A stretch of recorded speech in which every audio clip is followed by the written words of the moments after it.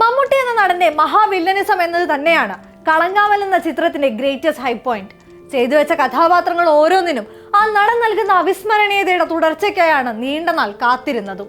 മറുപുറത്ത് നായകനായി വിനായകൻ കടന്നു വരുന്നു എന്നതും ബോക്സ് ഓഫീസിൽ പണക്കിലുക്കം കൂട്ടുന്ന കാരണമാണ്.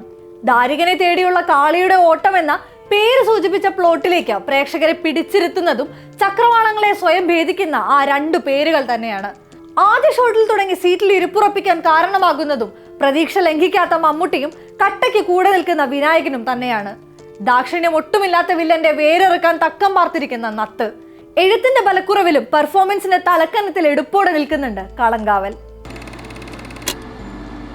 നീണ്ട നാളുകൾക്ക് ശേഷം മമ്മൂട്ടി എന്ന മലയാള സിനിമയുടെ മുഖമുദ്ര മടങ്ങി വരുന്നു എന്നതിനപ്പുറം കളങ്കാവലിൽ എക്സൈറ്റ് ചെയ്യിപ്പിക്കുന്ന ഫാക്ടർ അദ്ദേഹം സ്വീകരിച്ച വില്ലത്തനമാണ്.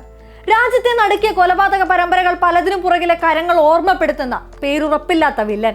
74-ാം വയസ്സിലും ഇമേജ് ഭയം മാറ്റിവെച്ച് മെഗാസ്റ്റാർ വിളികളെ വകവയ്ക്കാതെ അത്തരം തിരഞ്ഞെടുപ്പുകളെ തുറന്ന മനസ്സോടെ സ്വീകരിക്കുന്നിടത്താണ് ആ മനുഷ്യൻ ഇന്ത്യൻ സിനിമയ്ക്ക് തന്നെ അത്ഭുതമായി തീരുന്നത്. നൻപകൽ നേരത്ത് മയക്കത്തിലും ഭ്രമയുഗത്തിലും സ്വീകരിച്ച് ആഘോഷിക്കപ്പെടാൻ ഒന്നും അവശേഷിപ്പില്ലാത്ത കഥാപാത്രങ്ങൾക്ക് കൂടെ കൂട്ടാനുള്ള വേഷമാണ് കളങ്കാവലിലും ആവർത്തിക്കപ്പെടുന്നത്.